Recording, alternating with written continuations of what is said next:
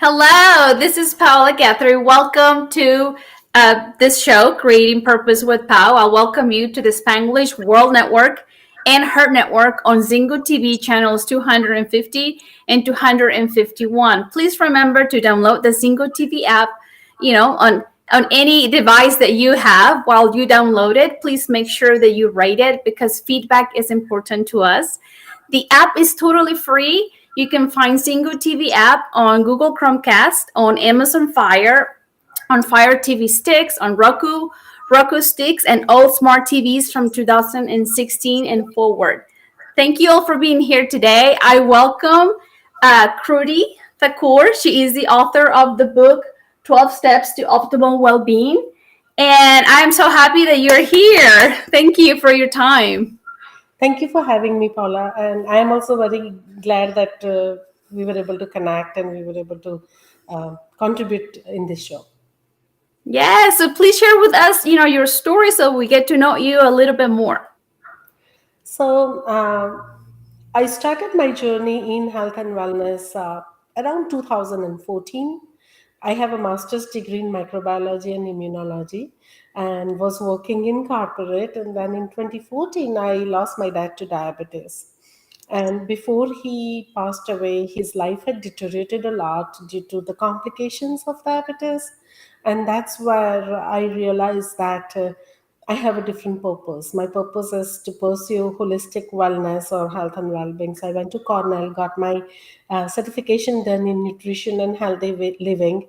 That was not enough, I guess. I had a lot of unanswered questions, as I write in my book. So I went and started learning Ayurveda from Deepak Chopra's Institute. And currently, I am pursuing my practice in health and wellness. I try to bring best of both the worlds. I am a national board certified health and wellness coach as well. So I have more than 10 plus licenses and certifications in health and wellness, and I'm pursuing my master's in Ayurveda right now, along That with is this. that's beautiful. Yes. So share with us, how did you get into your field? Like, what was your purpose behind studying microbiology? Because that's our second brain, and we all need to learn more about our microbiology, our gut health. So what was your inspiration? Frankly speaking, when you're 18, when you pick the major in college, I guess you just go with the flow.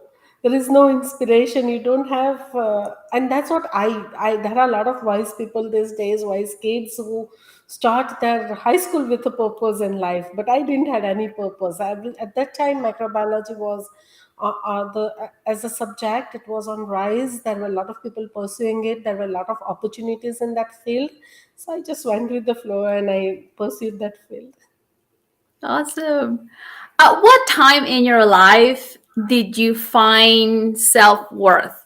At what time, when was the time that you said enough is enough, of feeling like that you were not enough? You mentioned on your book, that's it's part of your story, that you didn't hide yourself in books, but that's kind of, those were your friends. Books were your friends.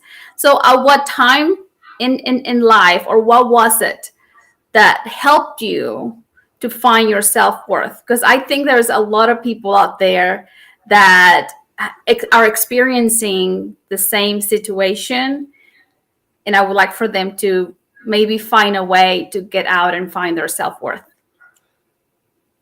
That was after I turned 45. Wow, It thanks was for long. sharing. It was a long journey. Correct. So it's somewhere around 10 years back. I'm about to turn 55 in next couple of months. But 10 years back, I would say. Till then, I was always trying to change the way I look, trying different fat diets, uh, without realizing that everyone has a body type and everyone cannot look like a supermodel, and you have to accept and love the way you look. Not only that, you have to accept and love the way uh, you have to accept and love the way you contribute to the society. I cannot become you. I cannot run a show like you. And I have to accept it. No matter how much I like your role, I can admire it, but I should not feel anything less because I am not able to do that. And that is the way we create a healthy boundary around us. So, the first and foremost is instead of just running after fad diets or instead of chasing materialistic wealth just because we want people to love us, we have to love ourselves first. And most of the time I have observed that people in this world, they would buy things which they cannot afford with the money which they don't have to impress people who don't even care, or they would go on fad diets just to look beautiful from outside while ruining their internal health just to please their near and dear ones because that person or their family member feels that they are not the way they should be looking. That's beautiful. Yes, thank you for sharing. Because like you said, you were 45, and there is no telling how many people are up there in their 45s that still feel like they're not enough. But if they learn to seek how beautiful they are, because a higher power created them, I'm right there with you. I wasn't very proud of my color of skin, but that was something that happened when I was a younger, like a little girl. And sometimes we adopt beliefs that we think like has to be one way. Oh, we have to look one way. Ladies out there are there is an area in our brain, it's our limbic system, which is larger than a man, and that's our emotional side of the brain. It We feel more with more intensity. I mean, male, if you're there watching us, you're smart as well. Female and male brains are equally smart. We just use our brain differently. But girls tend to see their bodies and not be happy with it, and begin to to develop that, well, I don't like my skin, or I don't like my legs, and we just have to love it all, the way our fingers are, the color that we are, and we were created the way we are for a purpose, and try to find the gratitude, don't you think? I agree. I totally agree with you. And the only way we can love others unconditionally is when we love ourselves unconditionally. So Yes. that is one more reason to just love yourself, accept yourself the way you are. And second thing is when you tell I don't like this of how I look or I don't like my hair, you are telling. I believe I'm a firm believer in law of attraction. So you are sending out vibes to the universe that I'm not enough, and universe in return will tell amen. And I don't want that either for myself. So that is one more reason to just love yourself unconditionally. I love that. Yes, yes, practice self-love, and then we'll be able to love others with even more intensity. Yeah, because So we will accept their imperfections. When we accept our imperfections, we'll accept imperfections of other people. yes, I love how you said, yes, you are right. Yes, or less critic. Hmm. It's about being less critic and more curious. Agreed. Yes. And your book, you said that you say mindfulness is a way to break free from this robotic lifestyle, and I loved it because I've never seen it written this way. So it's beautiful how being mindful it's breaking from a routine that we have of our lifestyle. So how could you advise us to be more mindfulness? So I'll give you an example. I'm watching for somebody is watching a TV, right? A TV show, and Mhm. ad pops up of ice cream, Ben and Jerry ice creams. And if you are living a robotic lifestyle, you'll forget your health condition. Even that person is, let's say, person is diabetic.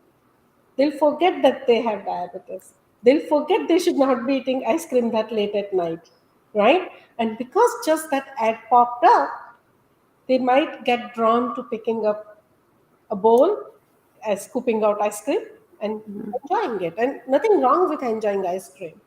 The problem is that you are not mindful. That ad urged you. It was not like you wanted it. If the ad would not have came, you would not have eaten ice cream. Just simple example, but there are so many examples where you can include mindfulness in your life and change the way you act, which can change your future. So instead of just grabbing the ice cream, the person should have just taken few deep breaths and it would go away, that urge would go away, and next day morning, fasting blood sugar would not that be high, right? So I just gave one example, but it can be implemented in several different ways in life. Even when we are talking with somebody, all of a sudden something they do we don't like, and if we are mindful, we won't get angry. It won't ruin our social relationship. We might take just few deep breaths and we can let that anger pass away and handle that situation with tact.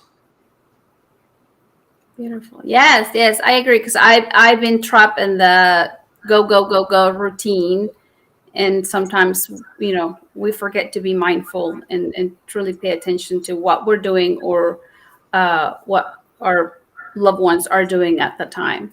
Beautiful. Now, one of your 12 steps, you talk about the benefit of deep, restful sleep. And from my background of studying brain health, I know that it's so important for all of us to get at least from 7 to 8 hours of sleep because our brain rests, it washes itself at nighttime when we sleep, and we function better the next day. So, could you add more to like your from your perspective? So 8 hours of sleep at a particular time is very important. So somebody who is going to bed at 2 a.m. and getting 8 hours of sleep and waking up in the morning late will not get up as rested as somebody who is going to bed at 10 p.m. and getting 8 hours of sleep and getting up early in the morning. And the reason is circadian rhythms. And anyone who is listening to this, they can Google circadian rhythms or they can get the book 12 Steps to Optimal Wellbeing and learn more about it. But during 10 p.m. to 2 a.m. is the time where our body repairs and restores itself. So it flushes out only if we are sleeping. Because if we are doing a lot of other things, body gets busy, mind gets busy in those things, and it doesn't get time to repair and restore. So it flushes out the toxins, same, not just the bodily toxins, but the emotional toxins as well. And that's how it repairs itself, and that's how the brain also refreshes, the body refreshes, and we wake up fresh in the morning. So it's very important to watch the time as well. Now, what happens is people eat their dinner at 9. How can you sleep at 10 if you eat your dinner at 9? Because you still have undigested food in your gut. And that's why they get acid reflux, and that's why they get a lot of other problems. They can't sleep well. So if you have your dinner 2 to 3 hours before your bedtime, you will have a peaceful sleep.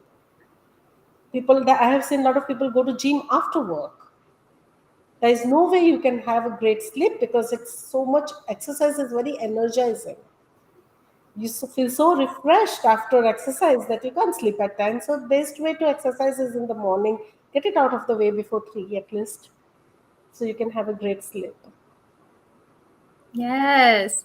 I've been thinking of now you mentioned that and I'm laughed because it's summertime and my children are out of school. So we go to bed a little bit late and now I look at my watch and if it's past 10 and I'm like, okay, I need to go to bed. I haven't been able to go to bed before 10 because, it's summertime, but now they're going back to school and I will try to do that. So I do believe that when you eat as well 2 hours, before you go to bed, you sleep better. But then I learned from your book that if I go to bed before 10, then my brain and my emotions and my body will detox and heal from 10 to 2, right? Yeah. So it's critical for us to be in bed before 10 o'clock. So the process begins. Yeah, and if you can't, don't beat yourself up because it's a process. I am not able to go to bed at 10. But I try to go to bed at least by 10:30, 11. So I have still 3 hours of repair and restore time. Okay. So Okay. Yes. Thank you. So yeah. So it is important for all of us to get a plenty uh, hour of rest, because there's even scientific studies show that whenever a soldier sleeps, plenty of time, then he's aiming and shooting. They're more accurate than whenever the soldier has less hours of sleeps. It lowers the percentage of success. exactly, So yeah. yes. And then you also talk about the benefits of exercise. And we all know this, but let's just talk about it, because sometimes we have to force ourselves, to make it into a daily habit for the benefit of our health, because it has so many benefits. Could you please share with us uh, your perspective on exercising and mindful movement? So I think that exercise we have made it like a chore, and that's why we get so bored. And when we get bored, we give up. You are not supposed to exercise till your energy is completely drained out. You are not supposed to exercise till you are so sore that you can't exercise for 3 days. Exercise is something which should refresh and rejuvenate your body. Most of the people they have started exercising for a wrong purpose or wrong goal, like losing weight, building muscle. That is important, but that are the side effects of exercise. When you exercise, you will lose weight, you will gain muscles if you do it in the right way, but you should not be exercising for 3 4 hours a day that you are so tired that you can't do it next day. Ideally, 35 to 45 minutes a day, a combination of cardio and strength training. Strength training maybe 2 to 3 times a week. Rest all just cardio, and it can be whatever you like. It doesn't have to be what your friend likes, and because she is doing it, I want to do it. Just because that exercise is giving great result to her, I'm going to do it even if I don't like it. Then you're not going to stick to it. But there are a lot of benefits. Mental peace, it releases endorphins, so happiness.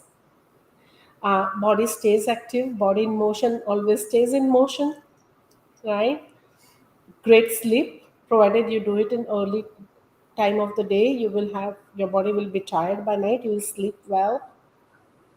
So there are several benefits of exercise, and over and above exercise, if you have a sitting job and you are sitting 8 hours straight, exercise is no good.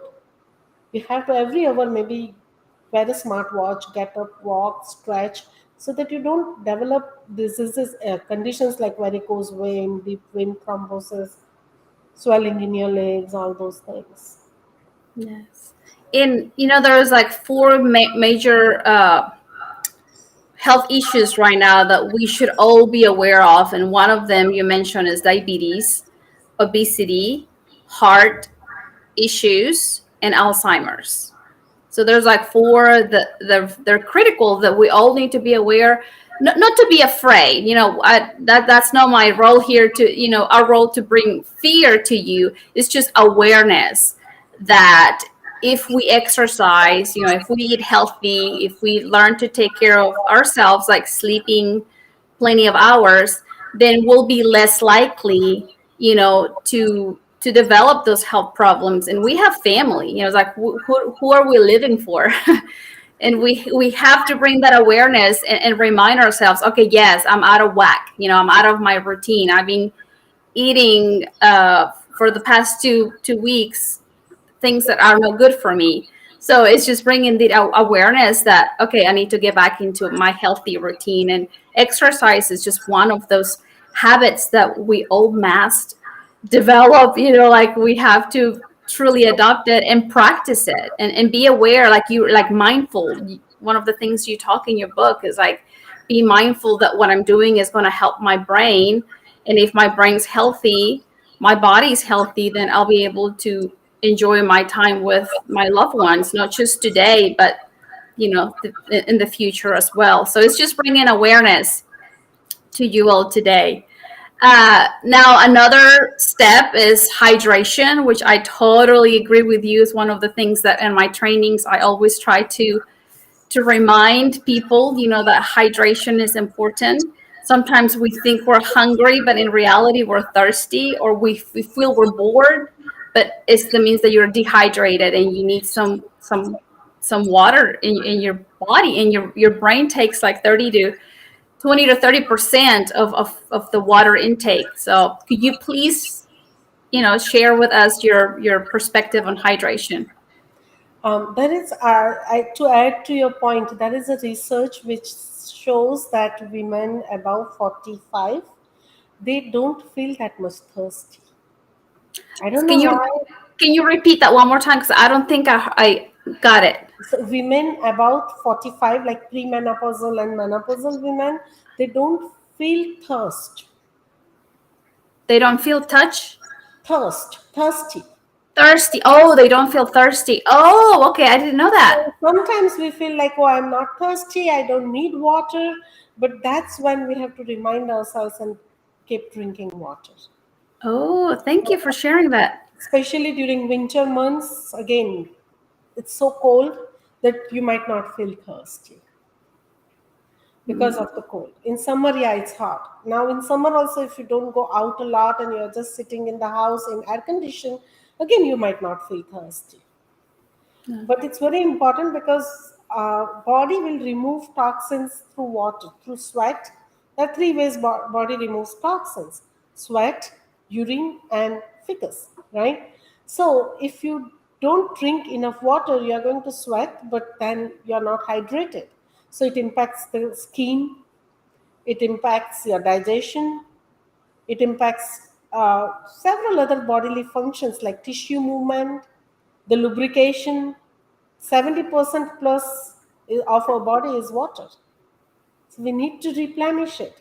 At the same time, we have to understand that not everyone needs water equally. Like plants, certain plant need a lot of water, certain plant doesn't need a lot of water. So Yes. be very mindful. Just that's where mindfulness come in picture.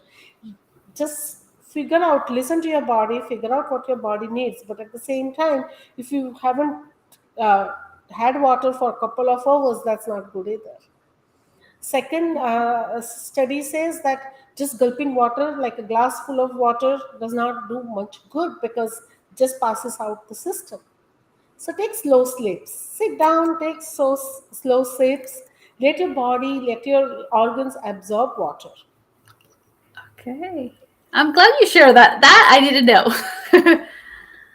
So those are some important things. Now in winter, try to have sip on warm liquids instead of just water, like so that it can ignite your digestion. Like So green warm tea, water ignites warm our. water. Warm water will ignite your digestion, Oh, okay. especially in winter, cold months. Okay. In summer, yeah, it's so hot you don't feel like having anything warm. But I personally prefer warm liquids in winter, like I would sip on ginger and honey and lemon tea, green tea, warm water with a pinch of lemon and just, salt and pepper. That also Mhm. will taste good. Warm water with lemon and honey. Whatever works for you. Your taste buds also should like it, right? Yes, I'm drawn to the idea that you just said we have to drink small. It's better if we drink small sips of water versus just chugging the whole glass at one time. Yeah. And especially in winter it's really great because we don't go out much. We are not that active the way we are in summer, so it's important to ignite your digestion by drinking herbal teas, warm water, because exercise helps you boost up your digestion and metabolism. But if you're not doing that, going up, like if you're not that active in winter, then you have to just change the way you drink water and try to boost up your metabolism. Yes, now that we're talking about our digestive system, let's talk about how our gut health is so essential because it's like our second brain. You've I am sure people who are listening to this will be surprised, but human cells versus bacterial cells in our body is of a ratio of 1 is to maybe 10 or 1 is to 100. So 1 human cells versus 10 bacterial cells or 100 bacterial cells. So you see how important bacterial DNA is for our gut, and most of the bacteria they reside on in our gut, and they help creating enzymes and hormones which can help boost up our digestion. Now if our digestion is well, whatever food we eat is going to convert into vital nutrients so that it can feed all our tissues, organs, cells, including the brain. But if our digestion is not healthy, then it is going to whatever, no matter, you can eat buy expensive organic food from any store, but if your digestion is not good, it's going to convert into toxins. And the simple example is that if sometimes when you are craving sugar, it's not what you are craving, it's those bacteria, because you have had wrong diet habits, you have wrong bacteria in your gut, and they are craving sugar because they thrive on sugar, and they send signal to your brain, and you feel like you are craving dessert. So it's Oh. very important to have healthy probiotics in your diet and healthy bacteria in your diet. I have two thoughts from there. The first one is, whenever we eat fruits and vegetables, that's where our neurotransmitters, our hormones are created mainly, like 90% of our serotonin, our dopamine, are created in there. And that's like our proud hormone or happy hormones.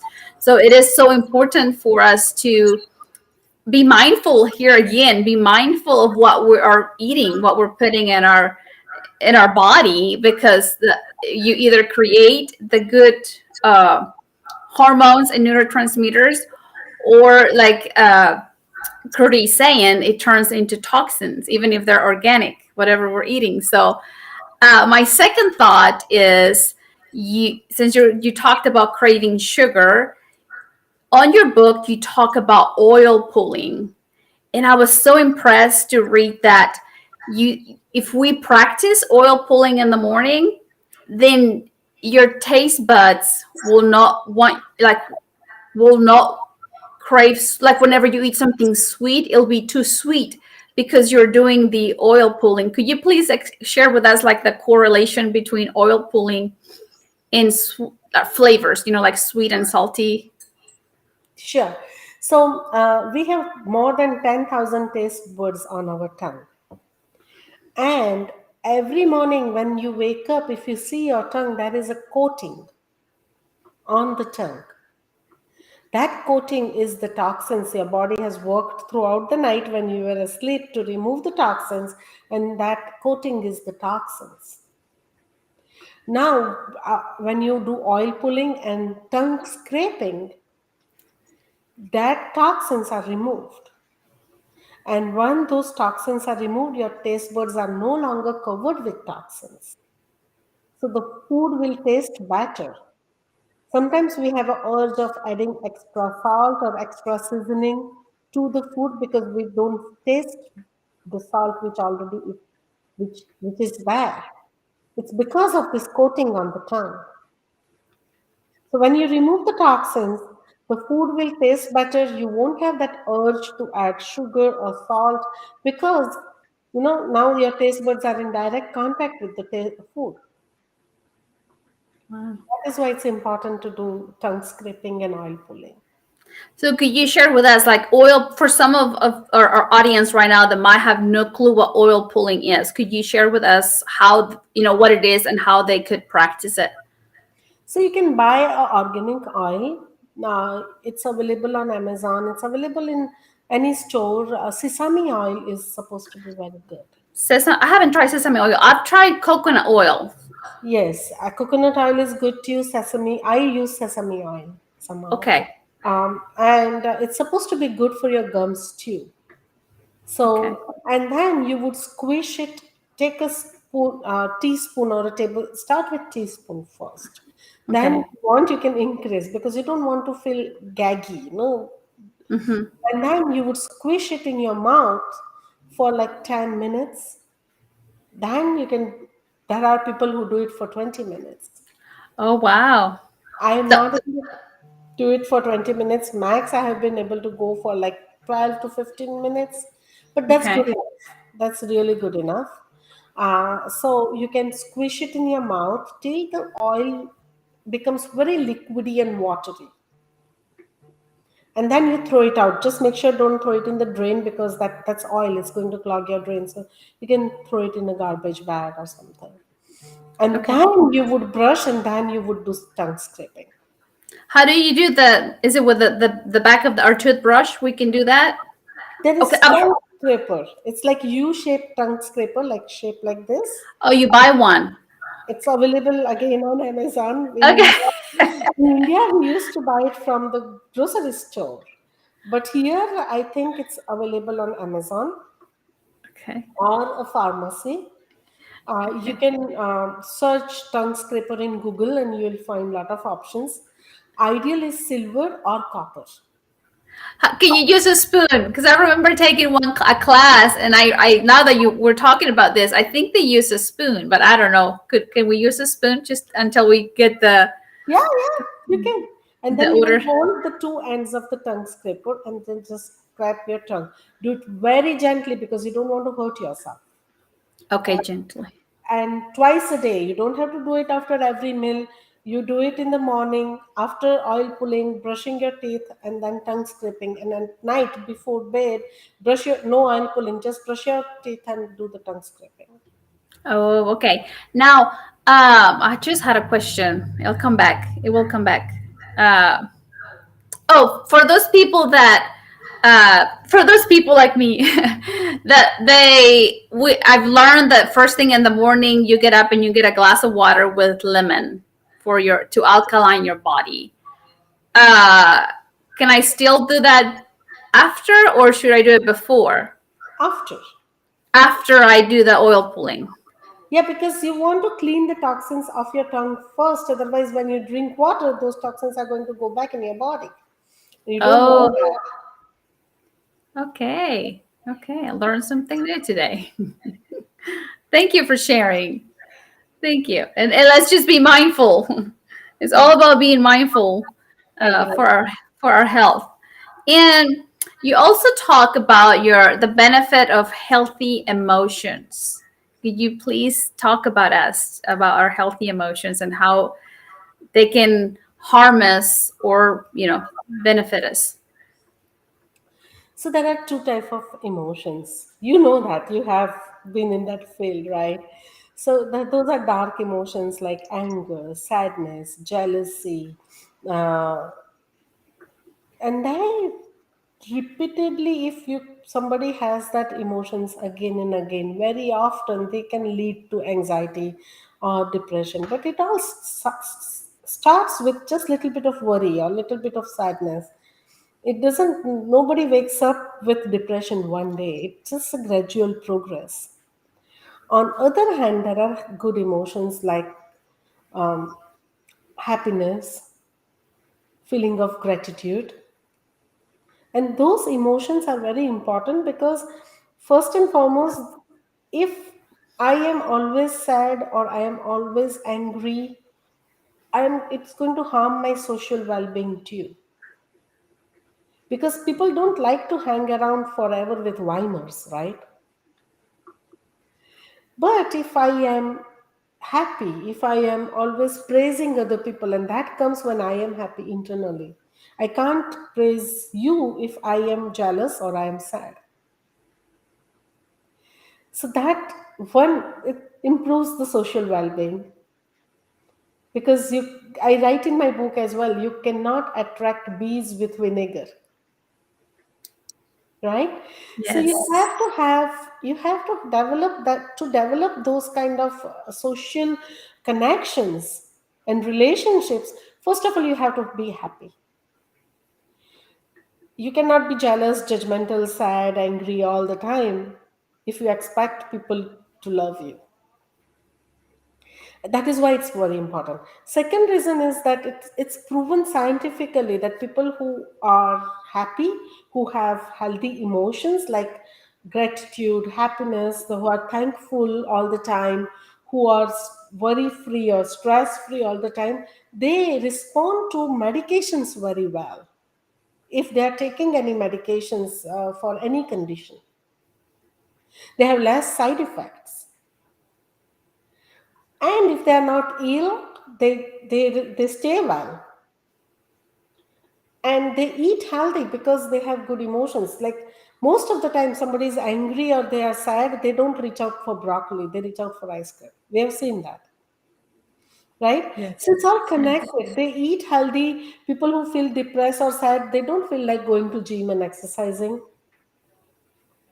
Only happy people do that, because I'm not telling that people who are sad or depressed never exercise, but they have to force themselves to do that.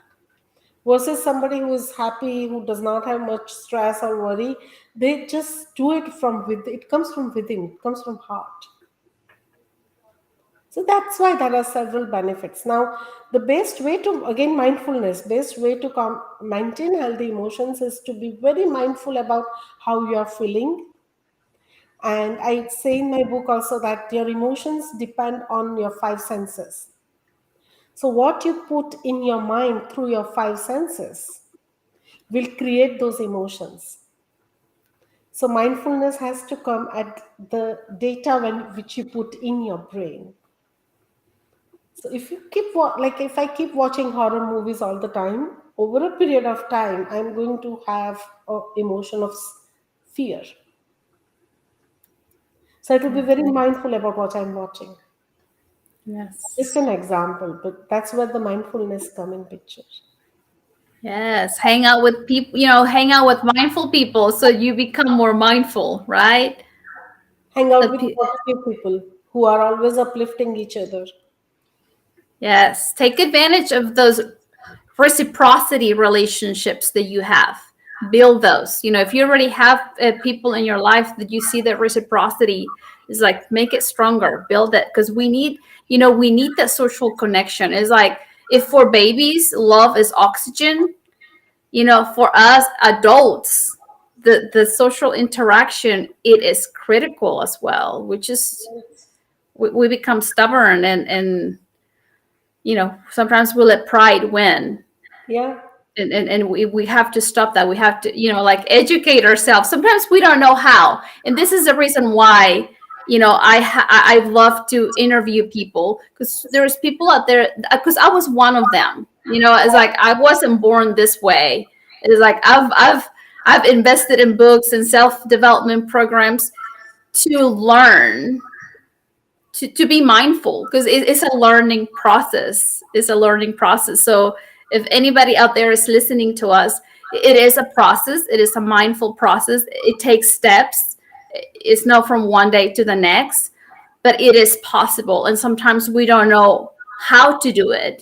Sometimes we want to and we don't know how, but books like yours, podcast that you all can listen to, just to learn one step at a time how to deal with our emotions, because that is a challenging task. yeah, it is. Now that I'm going to tell you a short story. My daughter is now 5, but 3 years when she was 3, we had a puppy, and we were together, and I see her. She was spanking the puppy, and I'm like, "Hey, don't spank the puppy. He didn't do anything." And she looked at me. She said, "But yesterday, mom, he bit me." So she was punishing him from the day before. So that was a learning experience that I was like, oh, that's what we do sometimes. The puppy wasn't doing anything. She just got, it triggered her. And she remembered that the puppy hurt her the day before. So she got mad. So here comes the healthy emotions Yeah, to learn. if we are living in the past, we are always going to be sad. And if we worry about future, we are always going to be anxious. Anxious, yes. So yeah, I mean, even a 3-year-old is already being triggered, and that was a huge learning lesson right there. It's like, oh wow, a 3-year-old already. There's a fly around here. Sorry. Already being triggered by something that happened the day before. Yes. So we have to be mindful and know that if that doesn't serve us, because thoughts create emotion, like chemical reactions, which they turn into our feelings. So if we learn to manage those thoughts and emotions, then more likely we're building a healthier life. Now, let's talk about really quick about setting smart goals. You also talk about you talk about your father, how he taught you to live with goals. So could you please honor him and share with us what you learned from him?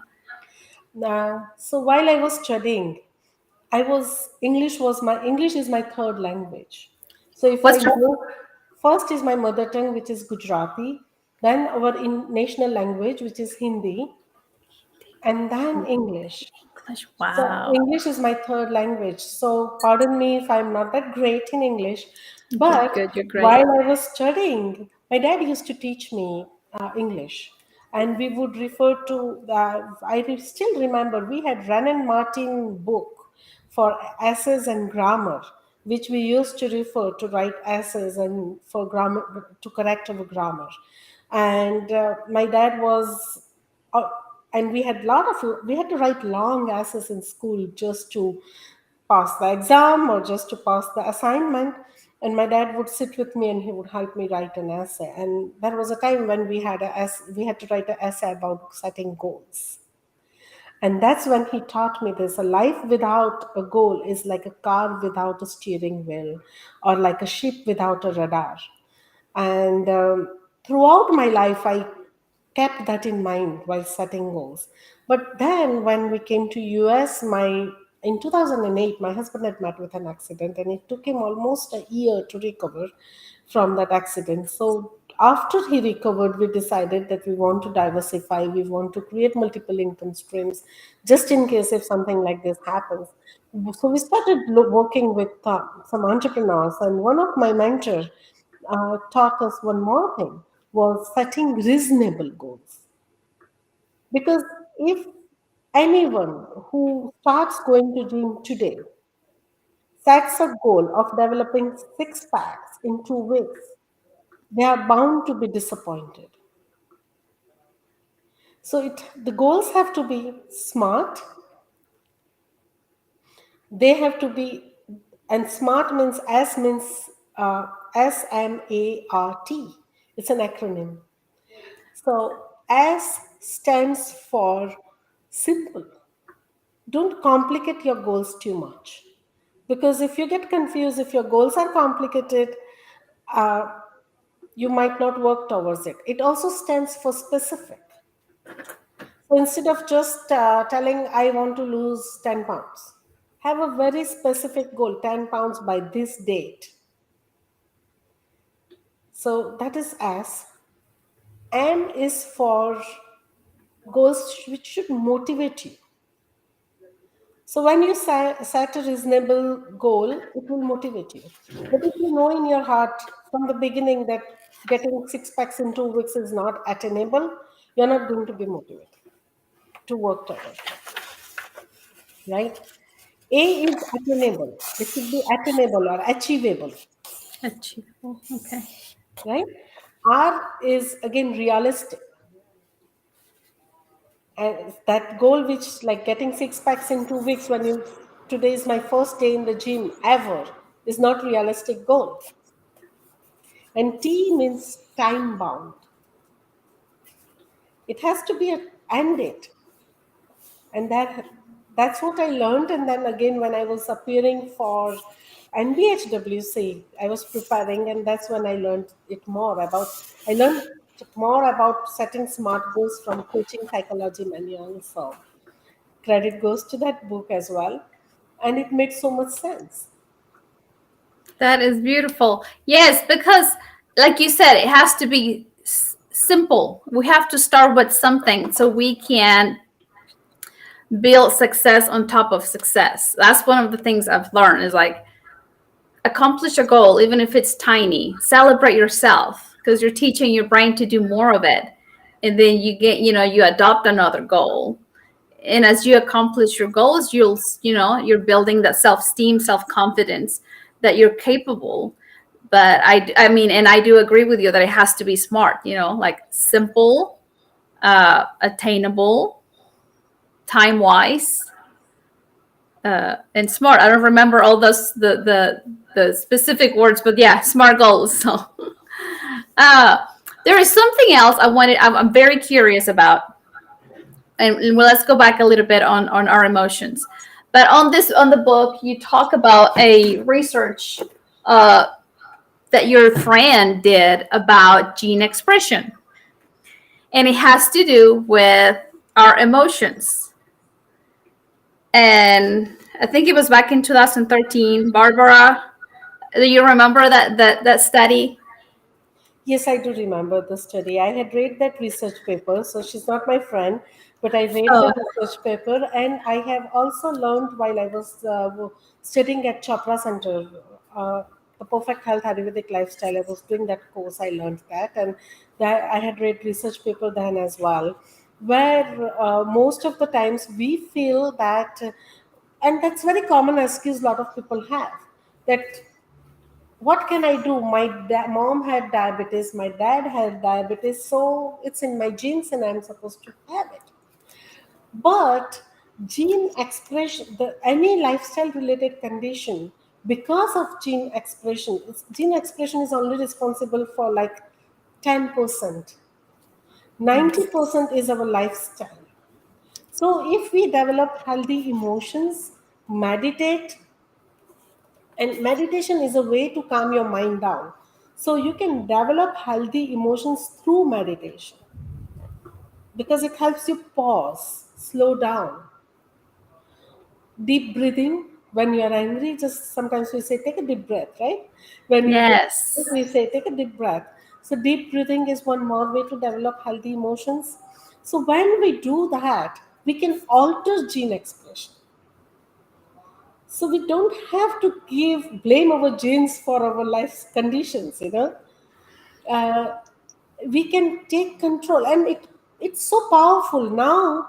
I When I realize that my genes are not responsible for my health, I feel so much in control. It's not that I'm control freak, but I would rather have control in my hands about my future than giving control to something like genes where I can't change anything.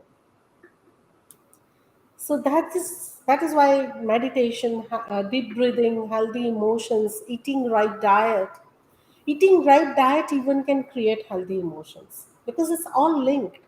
If you eat food which is junk food, your body is not feeling nourished, and when your body is not feeling nourished, it keeps getting more cravings, which is in turn going to create bad emotions as well. Yes, thank you for bringing this because I want to make people aware that our genetics is only for a small percentage. But if we're mindful of what we eat, if we're mindful of our emotional health, if we're mindful of our sleep, if we're mindful, of our lifestyle, if we exercise, then we're able to truly practice that is epigenetics, where it's our gene expression. And what it means is like it's the protein that our genes create to repair it and to help us continue to move forward. So we are in control in reality. So let's stop blaming our genetics because they only play a small percentage compared to what we can truly do. We're almost out of time. Is there a last message you want to leave our audience with? No matter what happens, if you are not able to even achieve all your goals, or if you are not able to live completely healthy lifestyle, you can always start fresh. Don't beat yourself up. Yes, there's always time to try again. Yes, and do it better. Thank you so much for being here. Is there a way we can find you? Where can we find your book?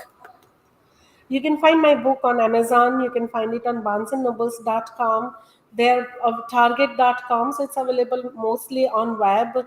When you put 12 steps to optimal well-being in Google, you'll find several sources where you can buy it from. Thank you so much. I hope you all found a treasure of information that you can begin to implement into your life to live a life with more mindfulness. You can find me on YouTube. You can watch this replay on my YouTube, Paola Guthrie. You can find me on LinkedIn, Facebook, Instagram. Blessings to you all. Thank you so much for being here. We'll see you next Tuesday. This show can also be heard on Spanglish Radio Network. Please check out the SpanglishWorld.ca for all news and programming. Spanglish World, watch it, hear it, read it, download it, and live it. Thank you Thank so you for much. having me. You're welcome.